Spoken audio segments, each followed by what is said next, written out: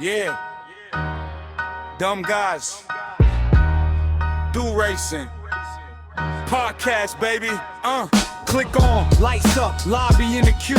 Four friends talk trash like the pit's on view. Sean set the tone, got the room on lock. Jimbo, crack jokes, crowd pop at the shock. Coach Mike break it down, lap time in his notes. Todd Wild on the line, late break, big smoke. From Gran Turismo nights in a shakedown run to that sim rig life where the dumb guys run. Dumb guys do racing. We just slide and laugh from the couch to the track. We ain't holding back. Dumb guys do racing. Yeah. Hit the gas, hear the stories crash. It's the crew, it's the cash. You gon' run that back. Woo, baby! Welcome back to another brand new episode of the Dumb Guys Do Racing podcast. I'm here with the boys, Jimbo, Coach Mike, and Todd. Woo woo! Hello. Oh, yes. You missed us? Yeah. Oh, hold on. I'm going to give a few more. Because we didn't have any for last week. Hold on at the end. Doubled up. Yeah, had to double up. Plus the Plaka this last week also tuned into his channel one night. Man, everybody goes and watches Plaka. Oh, yeah. Like, everybody. I could not believe it was pretty much everyone that I know, including Cyrus, Santa was in there. I'm trying to think who else, but it was just everybody was in his lobby. Like, everybody we know. Mm-hmm. Yeah, he's a blast. And I'm like, I send horns across it. And I was like, sorry, you can't hear this. And he's just like, you Love the Plaka. Well, love that guy. Man. Yeah. What last couple of weeks of racing. We got. Yeah, I'm trying to think. I watched. Oh, if you didn't watch the Detroit that was IMSA good. race, that was good, dude, you have to watch that was it. Good, dude. Great race. Oh, we got a couple of guests. Sure do. We sure do. We got some go. We almost forgot about those people. Yes, our very special guest is HverCraft. Welcome, HverCraft. Yep. Thank you guys. And then the fourth, and then one of the fifth members of our broadcasting team, JK, is back on taking the. Hey, thanks, guys. Yeah. Thanks, I'm surprised you let me back. Oh, yeah. You must be desperate for some ratings. Somebody thinks highly of themselves. Man, he's like a hard 120. That's what I say. Everyone likes a hard 120. That's right. Mm-hmm. 120. That's funny. So funny. So, I don't know. What do we get into? Well, HverCraft has got the announcement. Something starting up real right. soon. Yes. It's getting ready, a couple weeks away. What do we got going on, HverCraft? Well, as I preluded in my previous guest showing back at the end of NRL, S7R's next external series will be hosted by me. It will be the Red Bull Junior Mini Endurance Series Extravaganza. Yeah. Wow, not just a regular series, an extravaganza series. Yeah, what makes this special there, HverCraft? Let's go over it again. Well, I put extravaganza because I feel like too many series do the season 2, season 3, and I wanted to change it up. Because all the best series, not just racing series, just overall, content. Right, they don't go 1, 2, 3. Right, like Harry Potter and the Sorcerer's Stone, Harry Potter and the Chamber of Secrets. Right, you don't call it Harry Potter 1, Harry Potter 2. Right, Sonic 1, Sonic 2, but then it goes Sonic and Knuckles. So we're going Red Bull Extravaganza. Yep, essentially is a season 2. Season 1 was an internal series amongst all the S7R guys. And it was such a popular hit that our external series director, Mr. Stig, which I believe you guys had on as a guest at one point, right? Yeah. Yep. We have. Like the Yes. Stig. Yep. He's our external series director. He gave me the green light to expand it into a external series kind of system, while he handles the GTSC side, which me and JK are both commentators for. And yeah, we're going to be doing technically 8 rounds. Obviously, the first round is pre-qualifying, and then 7 race rounds throughout the summer. Hell yeah. So would the original series be Red Bull Juniors, the beginning? Well, at that time, I wasn't expecting to push into a season 2 scenario, but sure, we can retroactively add that subtitle. I got it Red Bull better. Juniors I got it Origins, better. right? It's Red Bull Juniors and the beginning. Yeah, see? Oh. So, what are the basic rules? Why should people race in this series? Well, the main thing with the series is that everyone in the race is forced into a two-stop scenario, and all 3 of the racing compounds have to be used. Yeah. With decently high tire wear to boot, so it's not going to be, you go softs, you go mediums, and then do 1 lap on the hards. No, you are expected to run all 3 tires genuinely, right? You actually have to race on them, you actually have to drive on them. And in this sort of scenario, it becomes very much kind of a, how do I say it? It's obviously strategical, but with me kind of manipulating the initial fuel and the fuel consumption, it also kind of makes it, in a weird sense, kind of like a poker situation, right?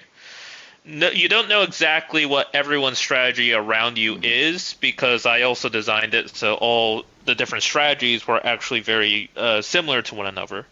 Technically, there would be, the fastest strategy, but the fastest strategy compared to the slowest strategy is only going to be like 1 or 2 seconds of difference on pure race pace alone. So the idea is that you're going to be forced into more, of the closer combat, of the closer, tighter racing between all the drivers. Because the Rebel Junior, I don't know how much you guys have driven it. Me and JK also do the MMR miniseries. It's kind of an easy car to drive at the end of the day. Yeah, I enjoy it. It's a great car. It's a fun car to drive. I was just about to say, when you asked HverCraft about why you should race in the series, the first thing that came to my head was the format's brilliant, by the way, but irrespective of that, is the car. The car's brilliant to race in. Yeah. And so just with that alone, the fact that you've picked that car in this game is a winner for me. And, anyone that can make those races should, because it's a great car to race in. It is very much. Yep, It's such a. It's one of those. Yes, it is a very easy car to drive. I would argue it's even easier than the GT4s, but there's a very fine line of. I think the Rebel Junior does this one of the best in terms of all cars in the game. Easy to drive, or easy to learn, hard to master. There is the farther end of the Red Bull Junior where you're in that such a tight margin of slip angle, right? Sure, it's not going to win you a race necessarily, right? But there is that higher edge of driving, but even if you don't reach the edge of driving, you're never going to be too far off the leader. Because I feel like that's a large thing with, the Group 3s, the Group 2s, the Group 1s, right? If you guys have been keeping up with the PhD World Series, my teammate, Wed, amazing driver, of course, but he's been just running away with every race, not particularly because, of the fault of anyone else, but the gap is so wide with those faster cars that if you bring in a slower car, yeah, the leader will probably still have an advantage in terms of race pace, but instead of it being 1 to 2 seconds a lap, it's only going to be a tenth or 2 at most. Yeah, if you don't know how to drive the higher downforce cars or the old Group C cars, which are very difficult to drive, Man, They you're are going to be monsters. way off the pace. Whereas the Red Bull Junior is forgiving, and you can push the edge, but it's not that huge gap like you were saying. They're just so much fun to drive. You can throw them around. They've got great slip angle, which most cars in this game really don't unless you get into the road cars. So now you're kind of in this scenario where, okay, you can't run away because you're better at pace. Okay, so you think of strategy. Well, you can't necessarily run away because of strategy because all the strategies available are so close to one another. So what does that ultimately leave?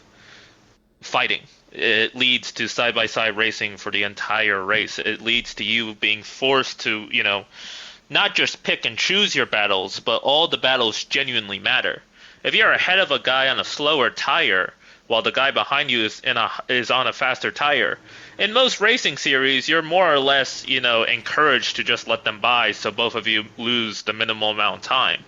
But in this sort of setup where you know that everyone's forced into a two-stop, everyone's forced to pick up all the 3 tire compounds.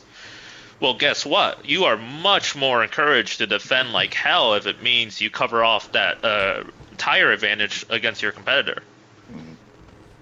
Yeah. Let's be honest. I will almost always, if I'm really competitive, I will always try to hold up the guy on the faster tire.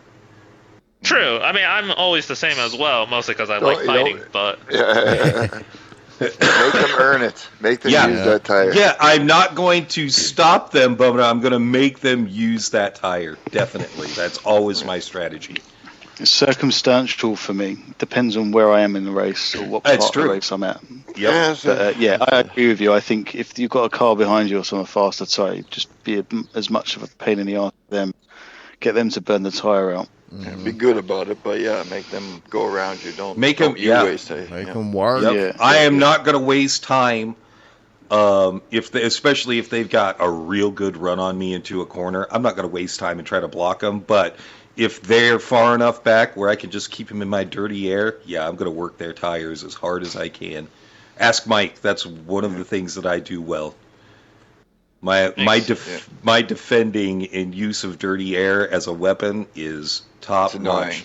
It is, and it's funny. I did it last night in the race. There was a dude who was super fast, really fast, but he kept wrecking. So I ended up passing him twice, and then the last time I passed, he was just all over me, just running into me, trying to bump me through corners, which wasn't going on, and I just stayed in front of him.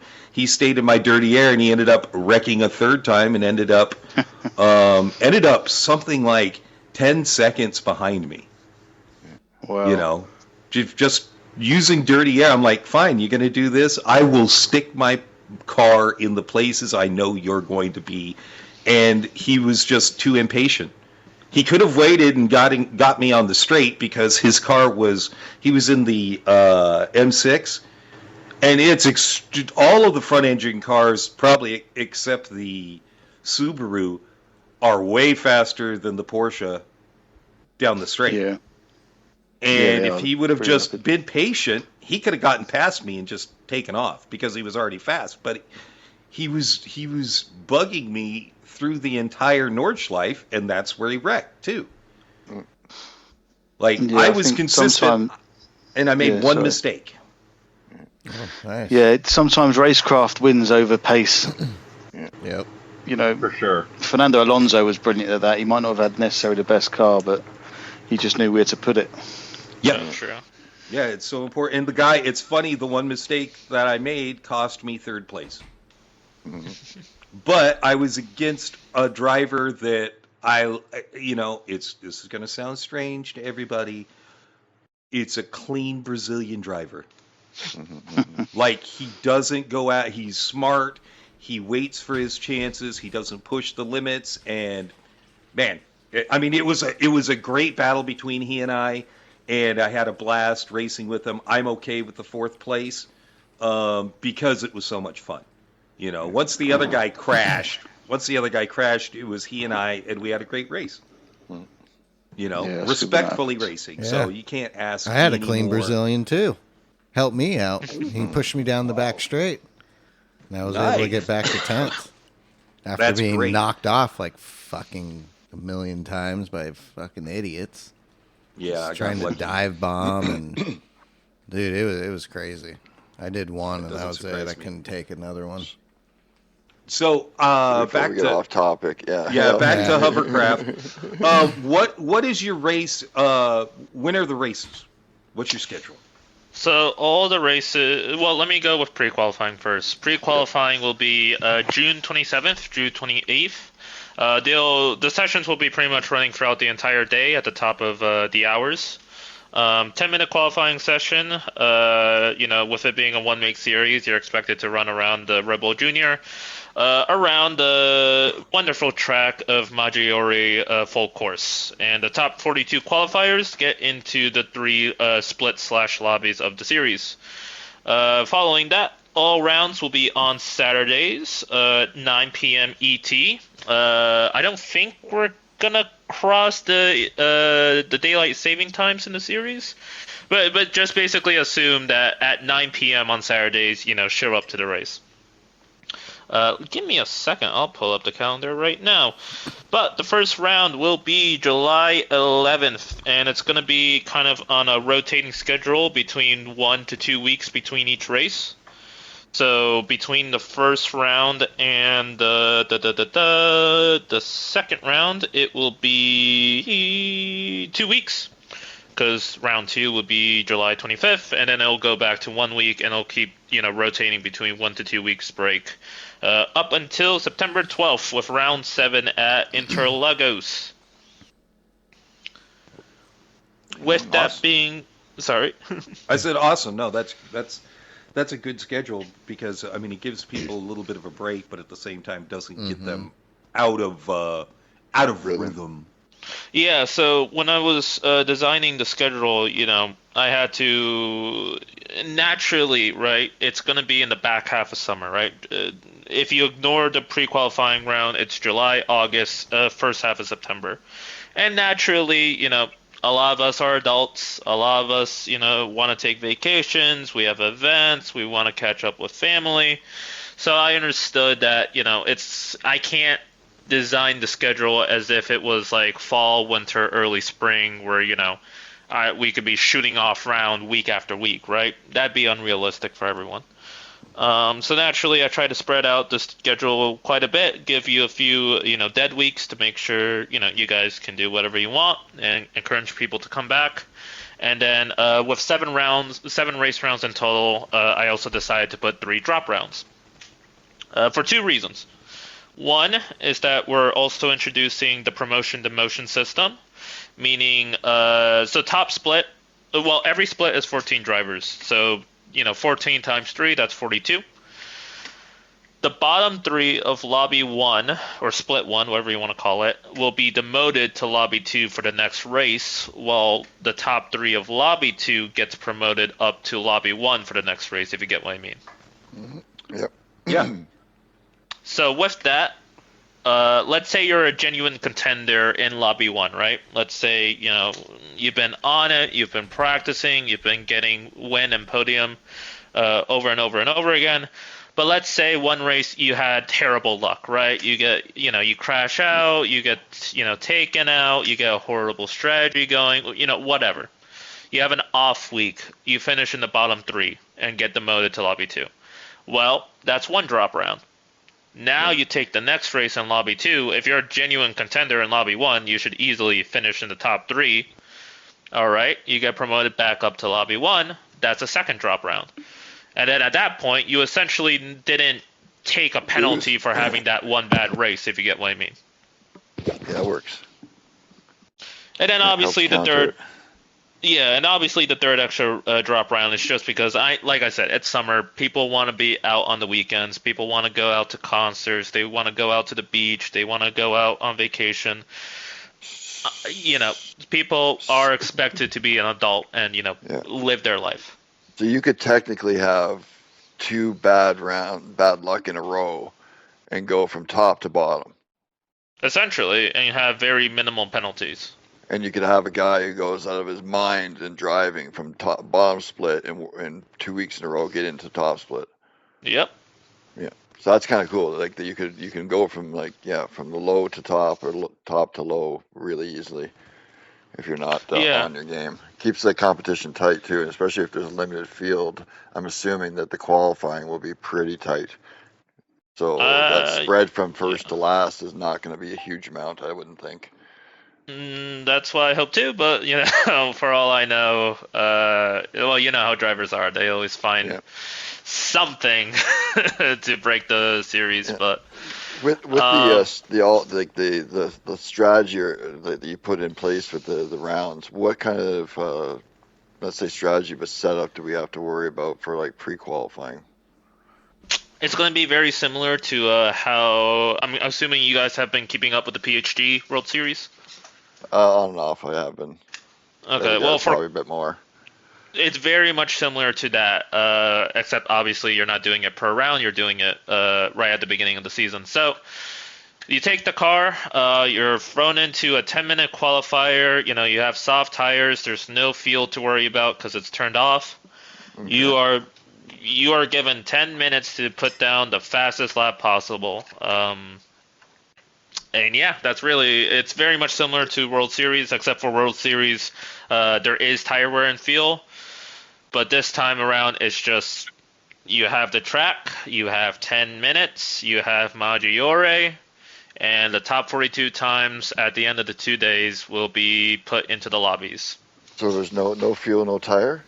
Nope, it's pure pre-qualifying. It's TT. Pure TT time and then, okay. Yeah, basically. I like that format. Format. Yeah. What about like other cars? Is there like slipstream off so everybody there's just that people are away from each other? There's no impact there as well, or is that part of it? If I remember correctly, yes, slipstream is off. But give me 1 second because I can pull up the rulebook right now. 1 second. I'm pretty sure it was slipstream is free qualifying. Where are you? That's the race settings. Where is pre-qualifying settings? Yep. Slipstream is disabled. Tire wear rate is off. Fuel consumption rate is off. Slipstream strength is off. It's just 10 minutes, you and the car. And damage on? Where are you? Sorry, Light. I'm just trying to make sure I get the info. Yeah. Okay, perfect.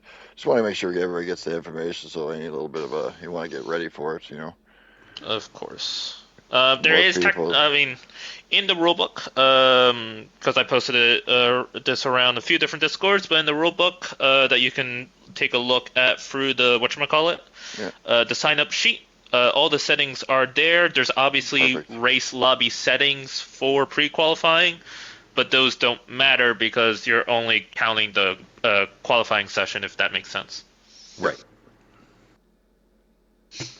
That it does. Sounds like it's going to be a great series. Yeah. Is the series being live streamed, HverCraft? Sorry, mate. Yes. Currently, we are guaranteed to stream the top split, lobby 1, whatever you want to call it, split 1, lobby 1, by myself and McNaughty. Nice. Awesome. And drivers are able to freely stream, no hesitation. There is no restrictions to anyone else wanting to do a stream or doing YouTube, Twitch, whatever. If you guys want to stream your perspective, you can. If not, there's no worries. Perfect. Yeah, I'm excited for that. I can't wait. Yeah, I know I'm going to have to miss a few of them, though, but I like that there's 3 drop rounds that you can have. I've noticed HverCraft has put it on a time where I'm not going to be able to make it, so I can't beat him in a series that he's created. I've seen that's a tactical decision there.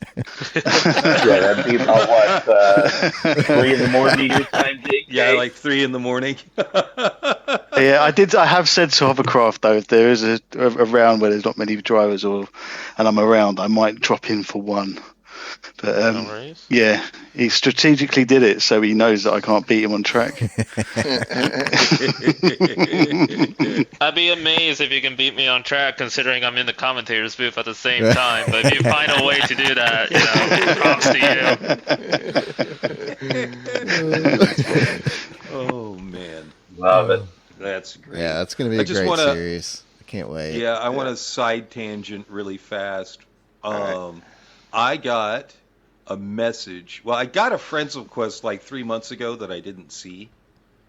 And I just wanted to mention this. Max Monster BEJ, so is that beige, texted me and just wanted to say how great the podcast is. Awesome. And he's apparently been watching my videos for a couple years. Sorry, I haven't been streaming much lately because it just bugs the hell out of me, to be quite honest with you. I have to focus on my races, and when I stream, I can't do that. So, but he's been listening for, let's see, I think he said he started listening at episode 40. Oh, wow.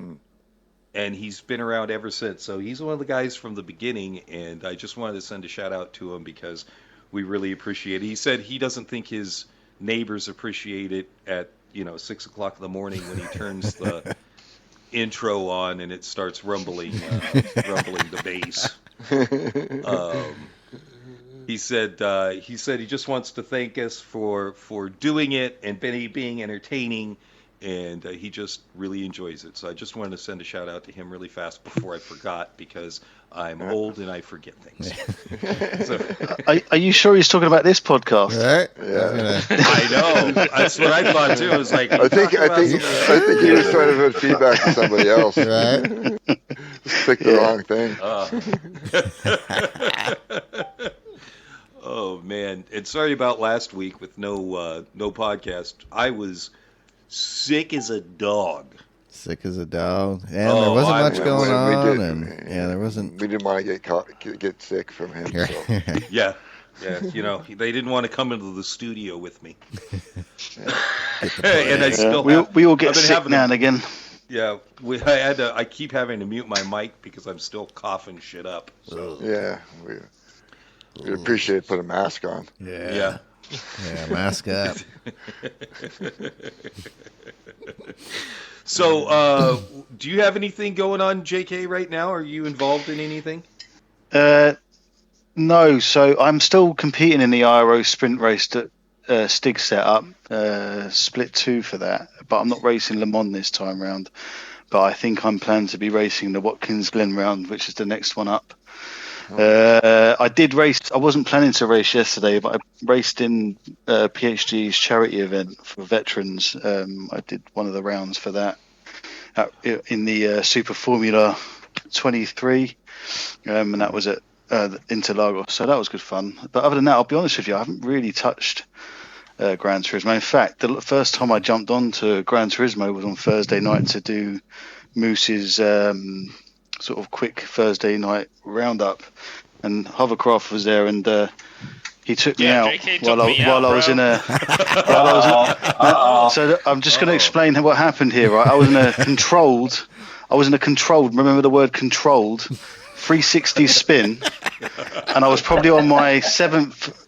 I was on probably my 7th rotation of that 360 spin to make my next corner faster, and HverCraft came out of nowhere while I was spinning and hit me. Oh, that sounds dirty. That definitely sounds dirty, for sure. Trash. Man, HverCraft, I don't know.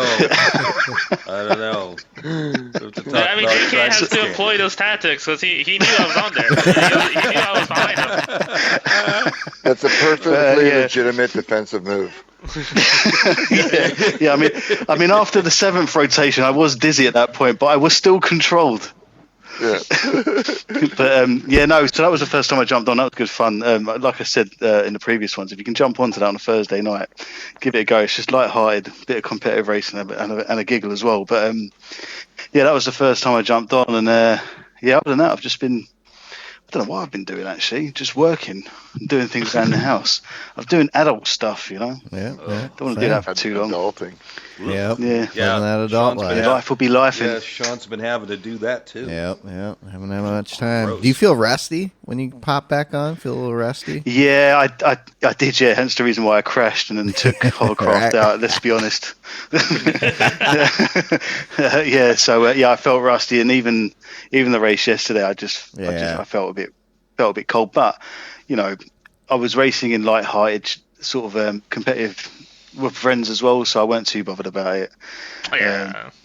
But yeah, it's It was a funny it takes laugh. me it takes me ages as well to get hot again, if that makes sense. And I'm one of these guys, right? So like I know drivers that, I don't know, they'll practice for an hour and they'll get hot, and then they'll go, right, I'm taking a 10-minute break, and I'm like, well, how are you going to come back and still be fast? And they will. They'll have a 10-minute or half-hour break, come back, and they'll be just as quick as they were when they were hot.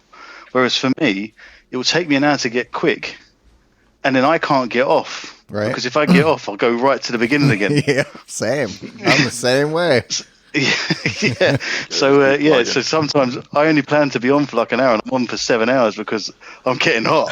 And I'm going to stay hot. Yeah. Can't cool down. No But cool down. Yeah. I just can't do it. It just, my brain doesn't do it. It's like I forget everything that I've just did, and I'm doing it all over again. Yeah. So but yeah, life is life, and me and my wife are planning to do some renovations in our house, so that's taking up a bit of my time, stuff like that. So yeah, did you get approval from the council? Yeah, from the governor, I did. Yeah.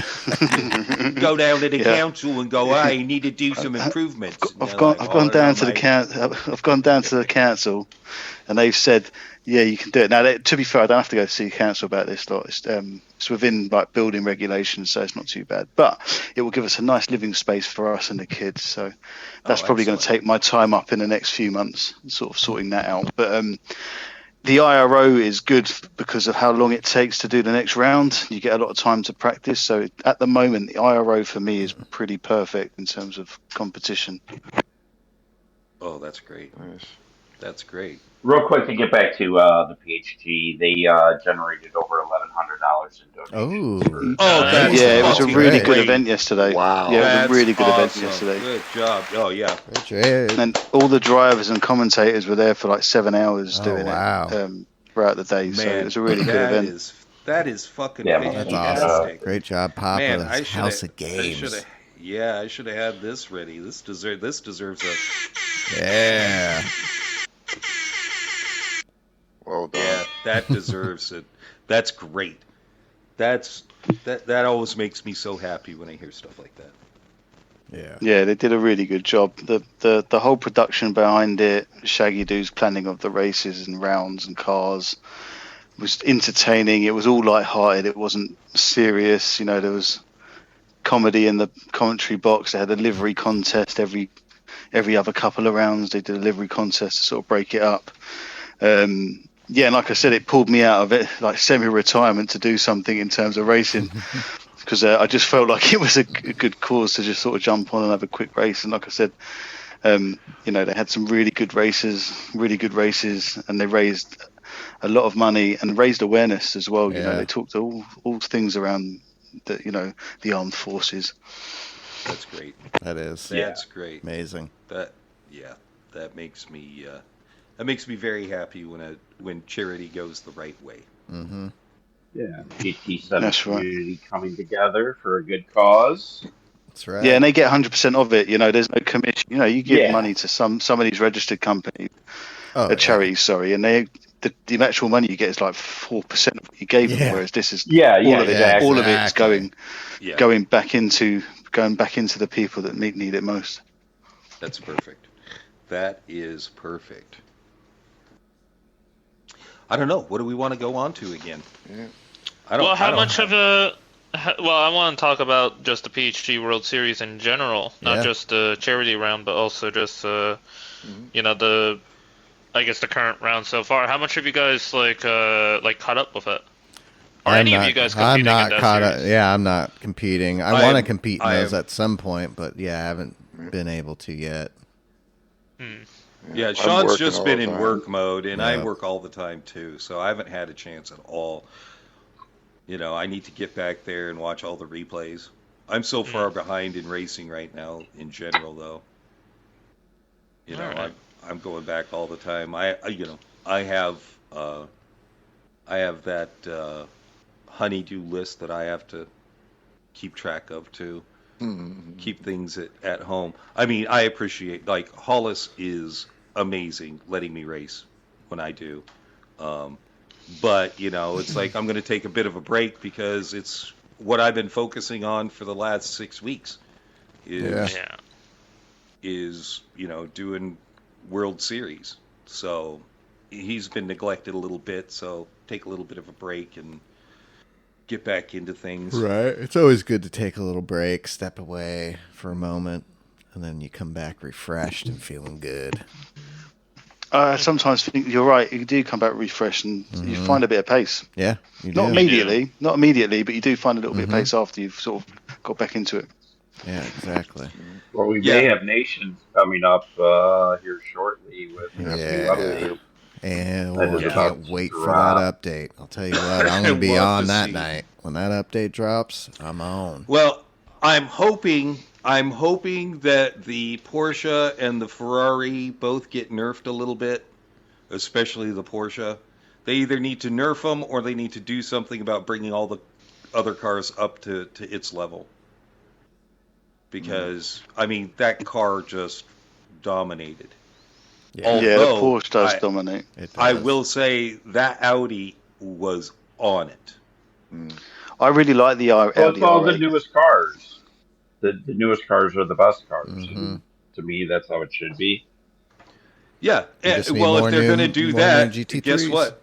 If they're going to do that, then they need to have the C8. They need to have the Mustang. They do. They need to have the upgraded Lexus. 720. They need to have the 720. They need to have the upgraded.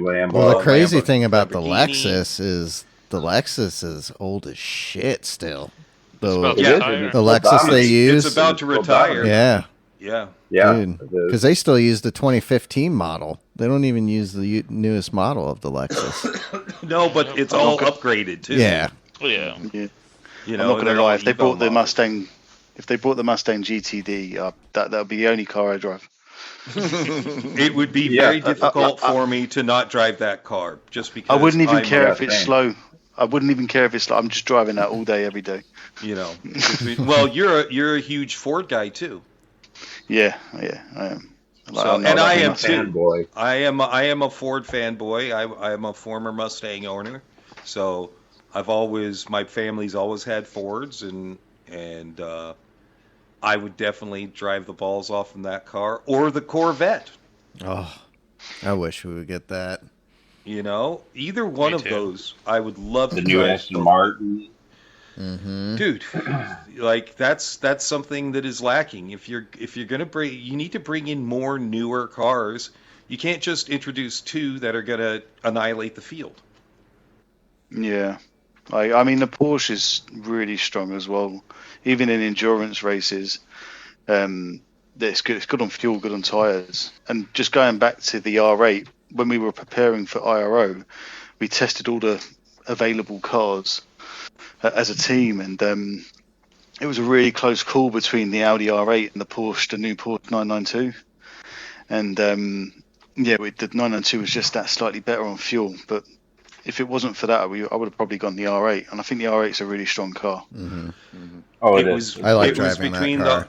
It was between the R8 and the Porsche when it came down to when it came to final testing for me.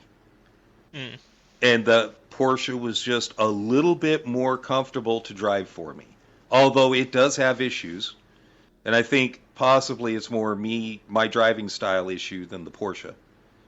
Yeah, I'll say this. Because funnily enough, both the R8 and the Porsche are going to be the next cars up for the GT3 side and the PhD World Series.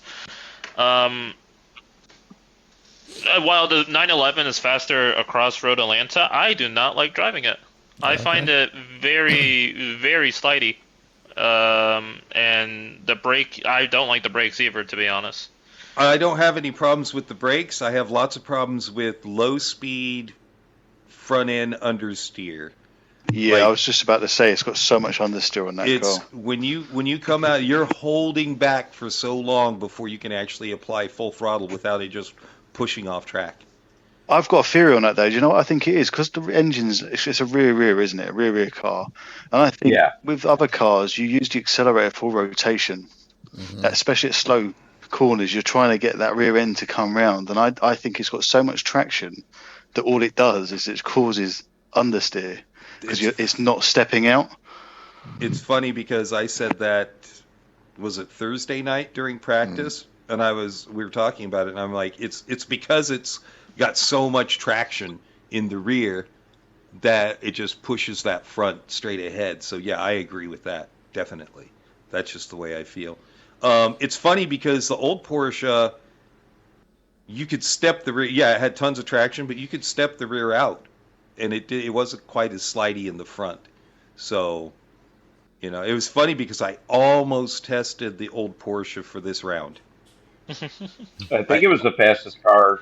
It was the fastest car in the world. The Yeah. 17. The old one? Yep, the old one was. Wow. And I had thought about trying it just because of rotation, but I ended up staying with the one that I've been practicing with all the time, so I didn't have to. In learn how to DR, drive. I can't go back to that old Porsche. I just don't like the seating or driving position versus the new one. The To me, new, that I car like. is just- I like all the information bang that you on. get on the screen too. Yeah. Like it tells. Yeah, I that love as it because well. a wet light pops on. When it starts to get wet, there's a light that pops on, and it's like, hey, Does it? wet conditions. Yeah. Yeah. Yeah. Yep. Yep, in the dash. Yep. That's something that you who do not drive in VR miss. Yeah, we're getting more and more Inferior little species. info like that. Yeah.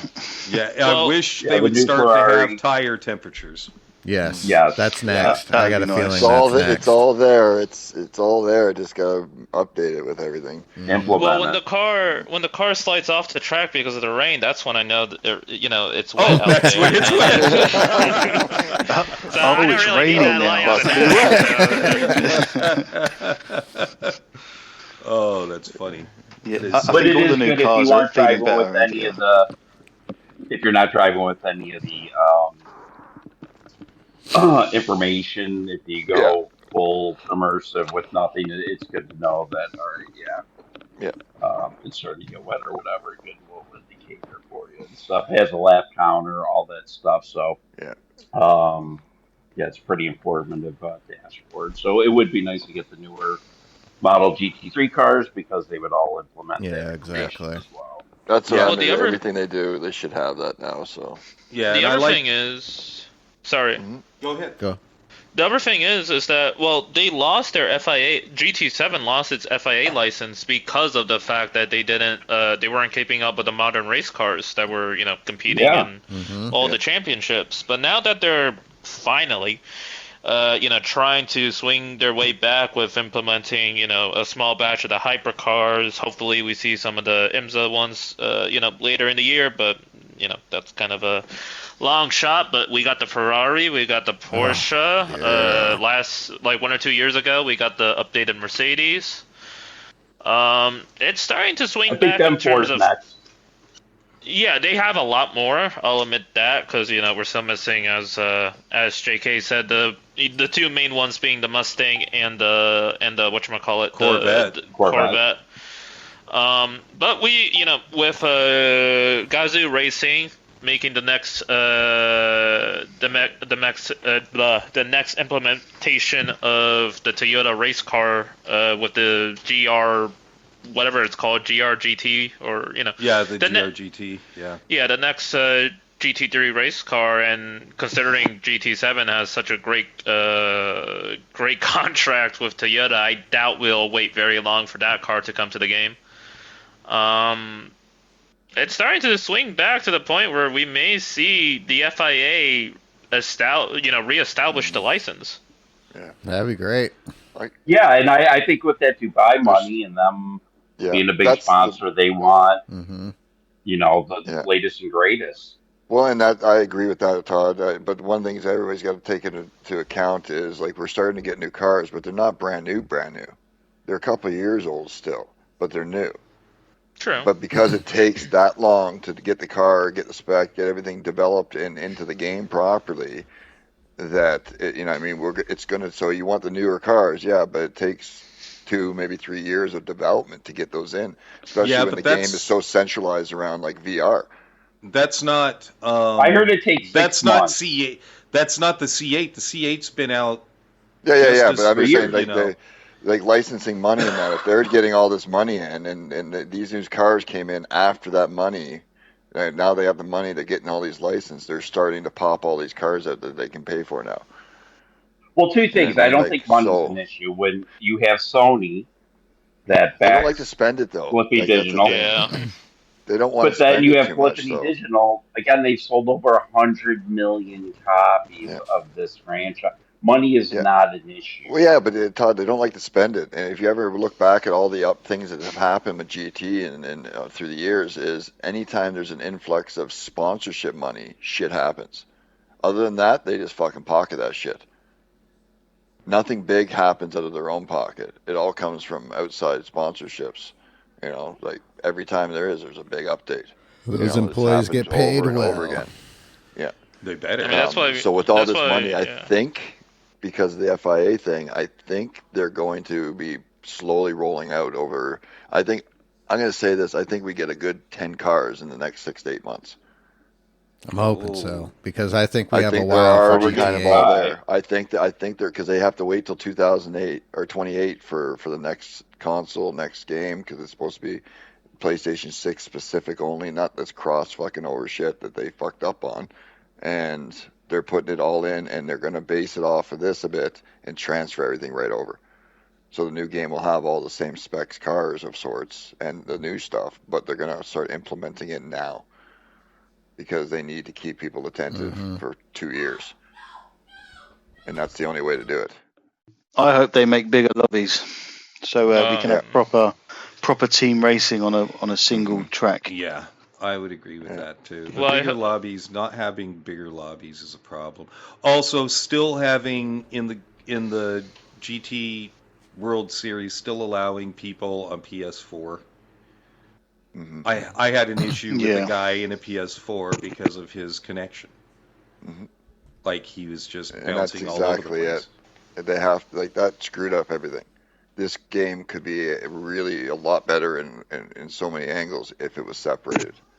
I hope they fix the DR system as well. Yeah.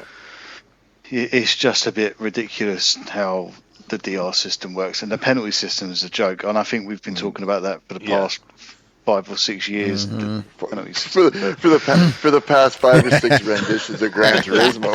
Yeah, that's true. Yeah. You're right. Let's just again. Here's an example. I was in a lobby where I was ranked last. I made it up to 10th place, and I still had a DR drop. I passed people that had higher DR. Yet I had a DR drop. Why do I get a DR drop? Even if it's just a slight gain, I still should get a slight gain for passing people who are technically higher than me.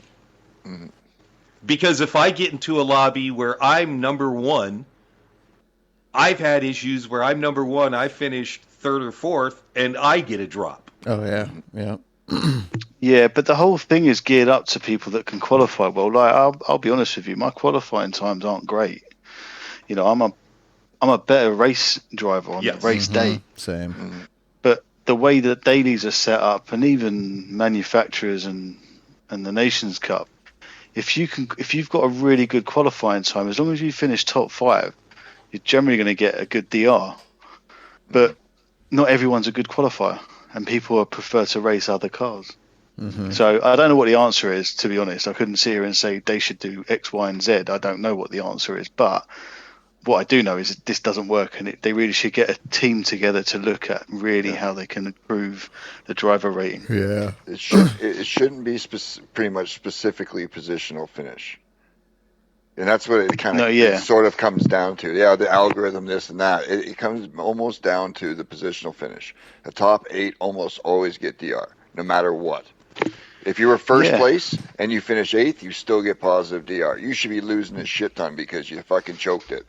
Yeah, I mean, and then what they do, keep it the way it is, of sorts, but then take a separate batch of DR from the ranking. If you lose, because you're a big guy, you should have been at the front. If you lose your whatever DR goes into that pool, and the guys who gained ranking-wise get a split of that kind of donation pill, kind of thing. Yeah, but I even go as far as to say, rather than doing it race by race, just do it by the end of the week. So each weekly race, I don't know, on Saturday night at 11:59, they look at your whole week's worth of racing. Performance bonus. Yeah, your whole performance around it. How many penalties did you get in the week? How many overtakes did you do in the week? That would be kind of cool. Did you win any races? Were you top 3? Were you top 5? Were you top 10? And all these things, like there'll be a formula to it, right? And they'll put it all together. And at the end of the week, you get a dump of points or a dump of no points or however it works. Yeah. And then maybe for that week, you might be A+ because you had a really good week. Mm-hmm. Does that make sense? And then the following week, if you have a bad week, you get dropped down a level or however they figure it out. But basically, it's a bit like, when you're trying to lose weight or you're trying to get fit, and, they always say, don't weigh yourself every day because your body will weigh differently depending on what you've ate the day before or how much water you've drank. And, a lot of the time I say, if you do weigh yourself every day, don't look at it, just take the average at the end of the week, or weigh yourself once a week, and then that will give you a true representation of whether you're losing weight or putting weight on. I think that should be sort of the same sort of mentality or, I guess, outlook for driver rating. Like I said, I don't know how they'll figure out the formula, but just even what we're talking about there around how many top 5s, how many top 10s, how many wins, how many podiums, how many overtakes, how many places you lost. All those things all contribute to a final number. Mm-hmm. Yeah, because you could have had a couple bad races in the week, but the majority really good. But those bad races really detrimental point loss for you because it's hard to gain back sometimes. So that would make up for that. Like, I had 2 horrible where I was high ranked, pole, I got knocked out, it was last place twice. That's a massive loss. And then you get a couple good averages, couple really, over the rest of the week, you would get a little bit of a performance bonus that would help counter that 1 or 2 negative races that you don't really have justification for losing so much ranking for, really. So yeah, and Assetto Corsa, I think, something like that. Isn't Assetto Corsa revamping? I don't know what they're doing, but they're revamping their DRSR system. Mm-hmm. I'm not sure what it is. Aren't they making a new one? This. I think so. Maybe that's what it is. I still think that the GT should adapt something like the ACC's SRDR. Probably, yeah. I agree with that. It's much better. It's not perfect, but it's much better. Yeah. Yeah, well, us complaining about it just never fucking happens because in the end, it just seems like, oh well, it just that's sort of how PD treats it. You eat your shit sandwich and you like it. Yeah, that's right. That's what it seems like. Yeah. Enjoy this shit sandwich. Here you go. I'll serve you another one and expect you to be happy about it. Yeah. So often. Right, guys, I'm really sorry. I'm gonna have to shoot off a bit early on this podcast. So that's okay. Have a good time. HverCraft. Thanks for introducing your season. It sounds incredible. I'm looking forward to watching that and maybe getting in there when I can. But take it easy, guys. Thanks for letting me on for a little while, and I'll see you guys soon. Oh yeah, thank you. Anytime as per usual. As Jim, we were hinted earlier, the manufacturers and some excellent racing. Yeah, last round Nürburgring.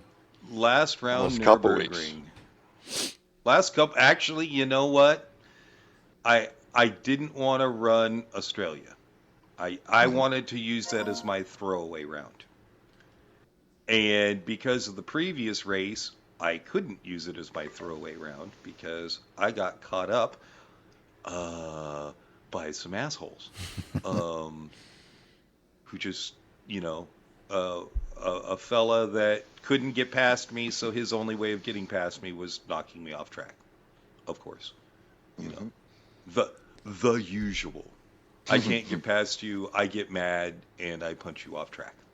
Yeah. So Australia, though, what a fun race. Mm-hmm.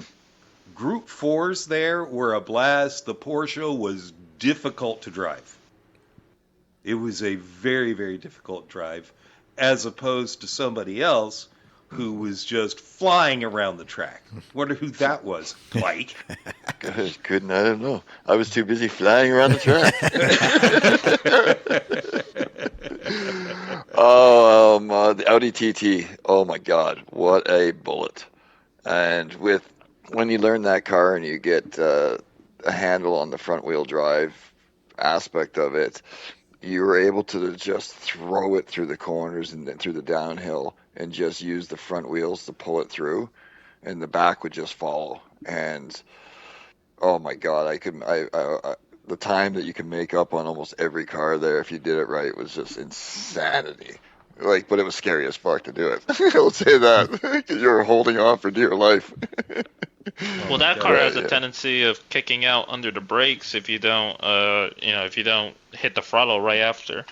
Exactly. You do have to overlay, and that was the scary thing. But when you did it, the front wheels would just pull you, and But if you missed it, you were going around, and it took me a while to figure it out. Once I figured it out, there was goodbye. And that leads me back to, like Jim was talking about, him using his dirty air and that as a weapon. That was the problem when we were practicing. I was quite a bit quicker, but Jim was in front of me. I couldn't get by him, and if he held me, there was nothing I could do. And he was just perfect lines, just the dirty air back forth. It was just giving me understeer like crazy in the front wheel drive, and there was nothing I could do. But once I got past him, he was gone. Gone. G-U-O-N. Gone. And I'll start it off. I did for that one there. I got pole position in my race and just walked away. It was 13 laps. By the 11th, 12th lap, I was so far ahead. I had my left arm on the top of the steering wheel, and I was just cruising around the track, just like a Sunday drive. and I still just bring it home, just like, okay, there's no reason to push this car anymore. I'm so far ahead, and I still finished almost 10 seconds ahead of everybody, literally just cruising, dropping multiple seconds every lap on the end there, just to, fuck it, whatever, and just bring it home. I was looking around for kangaroos. But yeah, I had a brilliant race on that one. What about, how'd you actually do there, Jim? Oh, I don't even remember. I think, oh man, I don't remember how well I did. I had an incident in the first race. I can't remember. I think I did pretty well in the second race. I ended up with, I don't remember. That's a really good question. I don't remember how I did.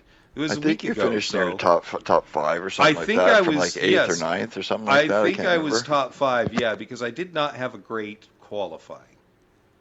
Didn't have a great qualifying, but got into the race and raced the race really well. But that's pretty much my usual. I'm trying to remember.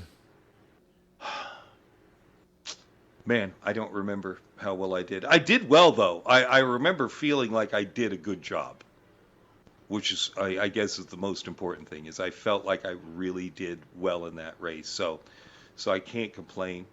But the car was fast. I kept it under control, which, man, going through the dipper in the Porsche was not fun.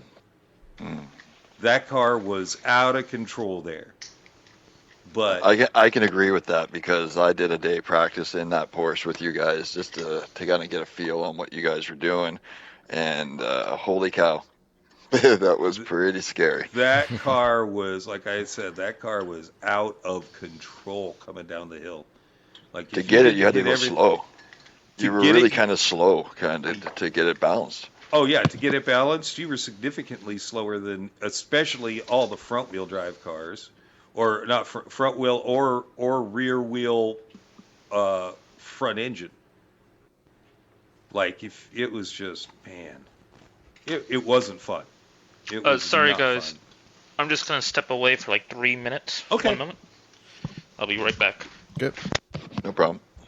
But I mean, it was just, keeping that car under control was not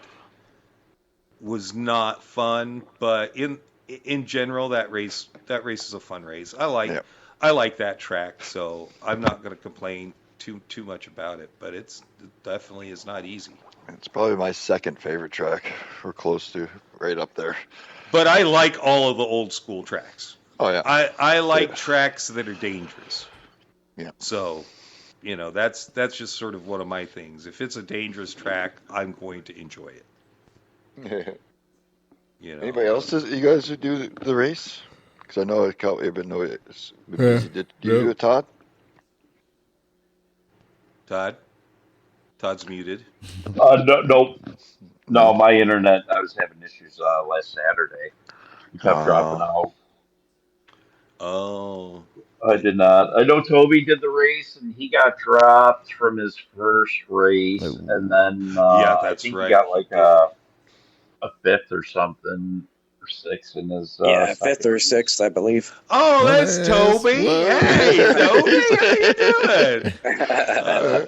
doing? Yeah, I've been. So yeah, Toby lost a lot of DR getting that friggin' drop. Did that send you back to A, Toby? I think I was eighth. Are we talking about your the DR Australian rating? one? Your DR. Yeah. Yeah, I'm a super high A. I'm probably a couple points away from A plus. Yeah, so that's after yesterday's race. Getting dropped. You gotta love that. You gotta love that. That their system fails, 2,000 so you points. get to pay for it. Right. Yeah. Exactly. There's got to be a way for them to see, like, oh, it's our fault. Don't take DR. But Well, So Toby, how did you like driving Mercedes and the Group 4 and the Group 3 car? I'm getting used to it. Like you guys know, I'm a 4C guy, but the Mercedes is heavy but manageable, and the Group 4 car, on paper it should be fast, but maybe I just don't know how to drive it. But it was pretty good in the Dipper in Australia, very manageable, and on the Nürburgring it was you could just feel the weight in it in the steering wheel. It's a tank. It is a tank, that's for sure. I really like the car, though, in general. I'm very surprised. I like it, and I'm surprised that the tire wear isn't worse than it is because of the weight. Yeah, it's pretty well, balanced and everything. Yeah, front tire wear isn't as bad as like the Corvette. Because the Mercedes sets their engine back, so. Yeah, it's almost a 50-50 weight transfer on that car. Yeah.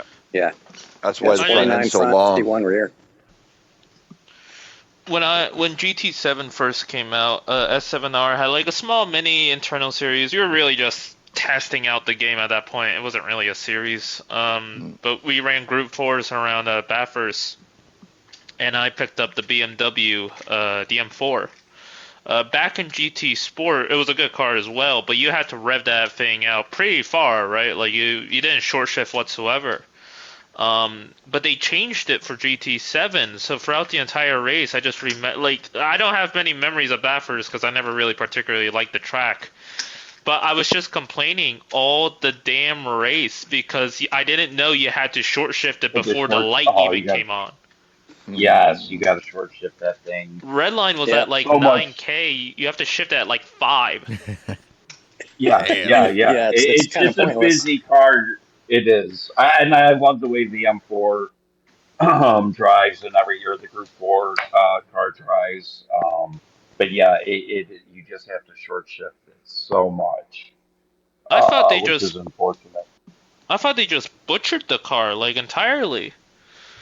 But kind of, and it's the same way in the 650 Group 4 car. You have to short shift the shit out of it.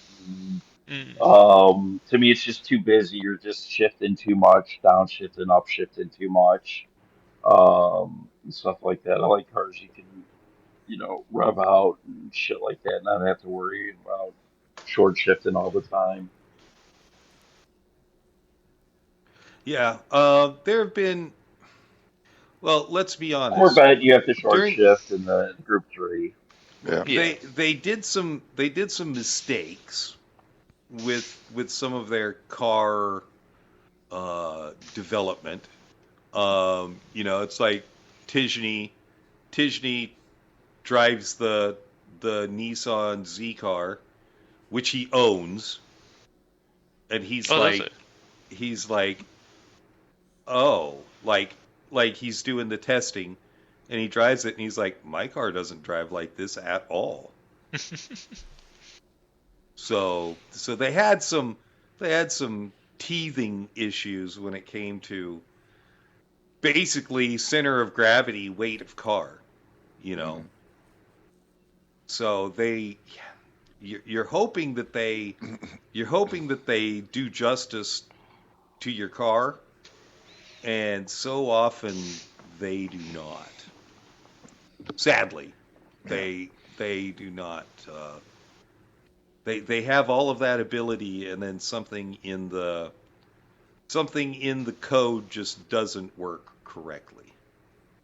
Which I have noticed that on the tuning that they do for the stock, I guess the BOPs, is if you look at the rear engine cars, they have less initial acceleration control, and then it's really strong in the D-cell. And like in the front engine rear drive, they're like 30-20, 10-30-20. And in the rear drive, they're 10, 20, 40, or 30, something like that. And I was thinking about it, and also the downforce is involved in those as well, is to keep the tire wear even. If you remember earlier, the rear engine cars, they would wear out the rear tires, but now they've tuned them to where the fronts wear out more than the rears. Mm. I think it's also something to do with the downforce as well. I think that if you notice a lot of the cars now are really heavy on the front tires. Yeah, they are. Like there's only one or two cars that actually wear the rears out like crazy, and the old 458 Group 3 is one of them. No matter what you did, those rears were fucking toast. Mm-hmm. Yeah. Now everything's front wheel, rear brake bias all the way just to try to save the fronts on almost every car. It's almost ridiculous now. Yeah, their brake balance thing is off. Yeah. It's not correct. It's actually the opposite. Well, I did when you guys were talking about the new Porsche versus the older Porsche. If you look, the downforce and the weight distribution, I think, contribute to the understeer of the newer Porsche, just because it's stronger in the rear than the front. But if you tune it your way, like having it more balanced, like the older Porsche has 400 in the front, 600 in the rear, and it just feels more balanced. And I think it's because of the downforce distribution. Could very well be trying to help, playing with things, trying to keep a balance for everything, and just screwing things around a bit. Yeah. Tuning races are always a lot more dramatic with cars once you get going in them. That's why they only do it once in a while, because it'll prove how bad their balance of power is. That's what it is, a lot, and that's why they limit it to suspension and shit like that, and a little bit of differential once in a while, because it'll just show how fucking bad it is. Because you can make some of the worst cars some of the best cars. I mean, think about the series that we've been in. Mm-hmm. Just doing road cars. Mm-hmm. And how much knowing how to tune helps. Well, what series was I was in there was a series where we were tuning, I can't remember what it was, but just going in and tuning, it was a race car. Gosh, my brain's not working right now. But it was the same way. You're like, wait a second, this car is that fast? Mm-hmm. Yeah. Well, there was a time trial a couple of years ago, and I think the car that ended up being the fastest, the AMS dude tuned it. I want to say that Austin Martin. Mm-hmm. It leveled the field on the Nordschleife. but he tuned it to where Dude. yeah, That guy? yeah, He's awesome at tuning cars, and he's one of the fastest GT7 players when he races. Mm-hmm. yeah, he tuned the Austin Martin to where he even, I remember him saying that it was tuned like a mid-engine rear drive car because the front was so soft, and he did something to the rear end where it would slide a little bit. That's why it was fast on the Nordschleife. Yeah, Mike. It's funny because Mike, I won't give up his secrets on how he tunes, but when we were doing, tuning in street cars, souping up street cars for the Shits and Giggles series, I mean, his way of doing things would surprise you, but it made the cars fast as fuck. Like you had street cars that were doing times that would definitely beat a GT4 car and were on the verge of GT3. Like they were super fast. So if you know how to tune, you can get a lot out of the car. Yeah. But in some ways, I just don't think. How about you just get the cars right? And if you encouraged more tuning, like other series, people would get better at it. But their tuning is also messed up. Yeah. Their tuning is backwards to everybody else. Yeah. That's what it takes a little bit. Like even with me doing stuff, it takes me a little while because it's counterintuitive what you want to do. Intuitive, it is. But once you figure it out, it's easy to manipulate. But yeah, it doesn't make as much sense as it should in normal real life. Oh yeah, to get a car to rotate, you don't want the brake balance all the way to the fucking rears. Yeah. But yeah, their brake balance. It's just it's fucking Taz's world. It's upside down world. Shit. A lot of it doesn't make sense and probably never will. No. Oh yeah, I know. It doesn't make any sense at all. It doesn't make any sense at all.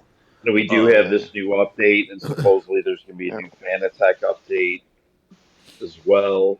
Yep. Well, I think so. The Sheld just dropped, or is dropping within the next couple of days. The new one. I think it's dropping within the next couple of days of this update. But Sheld said be careful because the last update he did it and he lost like all feeling and shit. Kind of like that one update we had a year and a half ago where we couldn't drive the SF cars, the group, the Red Bull cars, any high downforce cars. Yeah, there's no feeling. Yep. So, yeah, you know what? I didn't have any issues. I've updated my wheel with the newest settings, and I don't have any issues. Well, he has the DD Plus. E Plus. So they had where it went from like 15 to 18 newton meters or 12 to 15, and they had the True Force or whatever, I think, or whatever the fuck it's called and shit. And yeah, it just kind of it messed shit up. He said. Well, I saw too a thing. I forgot if it was Traction GG or if it was a Fanatec forum too on this coming update for the DD Pro and the Full Force. To when you do update, don't have a steering wheel attached to it. So no steering wheel, just the base. Update that. The base, got it. And then put the wheel on, and then do any updates to the wheel that you need to do. I think it was Traction GG. I don't think I ever have a wheel attached when I do my update. Really? I do. Mine's always attached when I do it. Are you talking about connecting the wheel itself to the internet, or just it updating? No, just connecting. Yeah, connecting the wheel on the base. So the base with no wheel on it. So just not to the base. game. So yeah, they're talking about the updating it through the app online. Yeah. Oh, okay. So when they plug the base into the Fanatec app, you should just have the base without the rim on the base, and do your update, and then put your rim on afterwards to do any updating for that separate to the game. Yeah. So we'll see. I don't get updates for my wheel. It's a G29. Oh. Are you a G29? Yeah. Yeah. Even me, like with mine, like I get the Pro. It works. I don't update unless something happens. I haven't updated my wheel since I bought it. Oh wow! Yeah, I did the same thing. I got mine. I did a quick update, plugged it in. I haven't updated it since. I will say the newest one feels nice. You got the DD1, right, Toby? Yeah, I got the DD1. Oh, the older. Toby's got older the one. DD1. Big boy. Yeah. Dang. Yeah, what is that, like 20-something Newton meters? I think it's 20 or 35 Newton meters or something. Jesus. Something strong. I have it really weak. I would imagine so. God damn, that'd be a lot. Is it because is it because of your noodle arms? That's right. I tried it. I think I tried it like once or twice in the strongest setting, and it was ridiculous. I bet. You're dude. fighting. Jesus I'm sure that could break fingers Yeah. or wrists if fucking the car snapped. And that could be very, very dangerous. You're fighting yourself But, instead of to the get car. Mm-hmm. Yep, exactly. But this new update, we're getting 4 new cars. Should be interesting. Well, 5 technically. I guess we're getting safety a car. base Safety car. car. When is that? The This safety week? car. Yeah, the 11th. Yeah, it's supposed to be the 11th. Wednesday, Thursday. Okay. Yep. Can't So wait. hopefully Nations is going to be announced shortly They'll probably thereafter. announce it this week or Yeah, after I kind of bet thing. during that update you'll see it pop on afterwards. Because there's It no would new be cool if cars they will did be- a WEX series type Oh of. yeah, Yeah. that'll be there's one of the probably will. nation cars. races. That'll be I'm definitely pretty sure a those nation new race. cars will be two of them, 2 races in nations. Well, That's what when's they're waiting 24 for. hours At of Le least Mans? they have 2 red. July? Next weekend. Next Oh, weekend. is it next weekend? So Le Mans always in. that's going to be a nations June? race. Will be Le Mans with the new hypers. First one. Yep, Yep, first race. Nice. guaranteed. So 2 Red Bull, the junior and the big boy have like a Group 1 vintage race, and then implement at least 2 of the newer cars. Yeah. And everything. So Especially if they got them balanced. If they have them balanced, to have those new cars specific race. One of these cars. Yep. Well, I think the Ferrari's probably going to be the numero. Oh yeah. Most likely. The 499. I can't wait to drive that.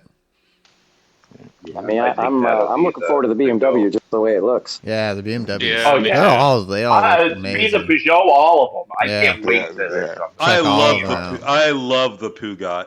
I love the Peugeot. It's just it's such a cool looking. Yeah, I'm buying all of them. Yeah. Oh yeah. I'm saving money Oh, you for have it to, right now. Not that I don't have any money in the game, but it's just like I'm making sure I got enough because they're gonna not be the cheapest. I did all the time trials and shit. Got gold. I'm like, because they could be $1 million, $2 million each. Oh yeah, So, I bet easily. 2 to maybe even 3 million each. yeah. So I did quite a few time trials and shit like that, daily or not daily, the weekly challenge shit. Yeah. Get some money in the I've been saving account my and shit, so I cash. can, Yep. Buy all 4 of them. Yep. Yeah, I haven't done that. I got 43 million, so I should be able to get it. Ooh, damn. So I'm I just need to looking borrow right some. now. Big Yeah, because like you look at like the 919 hybrid is 3 million. Mm-hmm. Yeah. So these ones are going to be 3 to 5 million probably. Yep. You would think. You're looking $20 million for all 4. Well, 12. I would say 12 to 15 million. You're probably going to drop.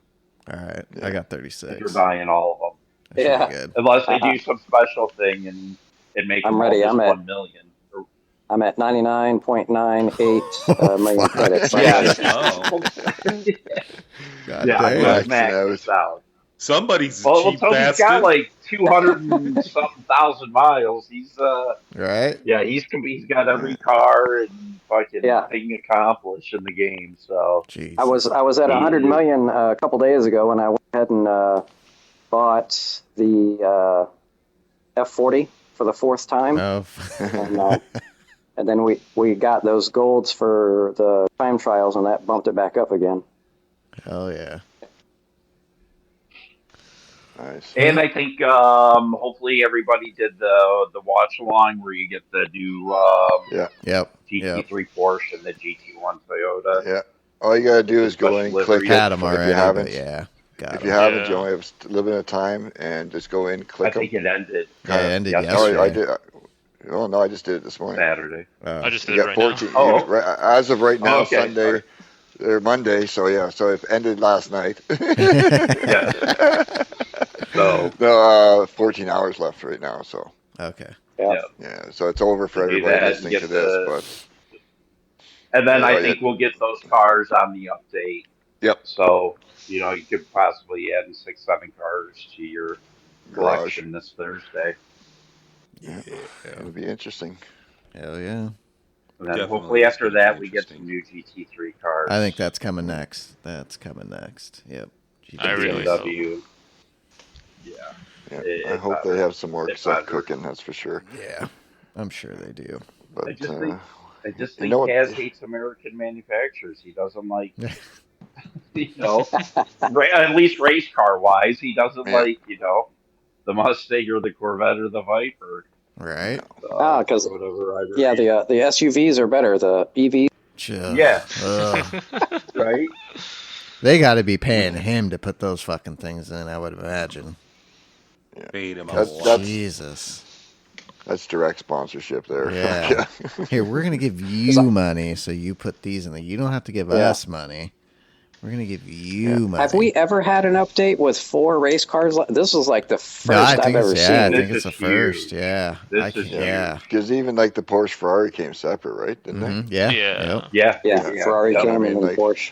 We usually get a couple road cars and a race or something like that. Like not 4 race cars. And not that it's a big deal, but the safety car, the Porsche safety car, that's kind of cool. Yeah. You know what I mean? So Yeah. I think the new Ferrari it came with Yas Marina and the Canadian track. Yeah. It did. Spec 2, right? Spec 2. Spec 2 or I 3. hope you see a Spec 3, by the end of the year. Could be. That would be nice. Like I said, I just hope more tracks. I don't really care. Just no dirt tracks or snow tracks. Just give us actual racing tracks. Please. Yeah. Please. I thought we were on Spec 3 now. Real tracks. Oh, yeah, we are. Yeah, I thought we were on Spec 2. We're on Spec. No, we're on Spec 3 now. Oh, we're on Spec 3? 4 coming. With Coda and Silverstone and all those great tracks. Yes, that'd be our Road America. Yeah. Oh, please. That would be fucking great. Yeah. I'd be actually awesome. Like to see them add something like Zolder too. Yeah, I'd be down with that. Yeah, I like that track a lot. Yeah, that's a fun one. You know what track I don't like? So next week. Oh. Yeah, I think that's enough, boys. Yeah. Well, dailies. Yeah, next week. We are out of time. Are we? We can squeeze it in. All right, we're quickly 2 seconds. Daily A is at BB Raceway on Comfort Hard, some stupid or slow road car. Daily B is going to be at Brands Hatch Indy Circuit on Racing Hards, more than likely Group 4 because they missed it this week. And Daily C is Interlagos Race Hards and Mediums ×2 fuel ×4 tires, either Group 3 or a specialty car group again. Okay. So that one doesn't sound and that's too it. bad. Stay tuned, see what happens this week, and join us next week, I guess. And thank you guys for having me. Yeah, thanks. Thank you for having me. Thank you. I cannot wait. I cannot wait for this league to start. Me too. I just actually hope I make the co-qualifying. That's the biggest thing. I'll be very upset with myself if I don't. All right. Yeah, I'm excited for that. So please check out our Discord, sign up, or get a hold of HverCraft. He's easy to find. He's everywhere. What's your socials there, HverCraft, again, just so everybody knows where to get you? Basically anywhere on Discord, just look up S7R HverCraft. I'm in plenty of Discords. In terms of our YouTube channel, S7R, or just Sector 7 Racing.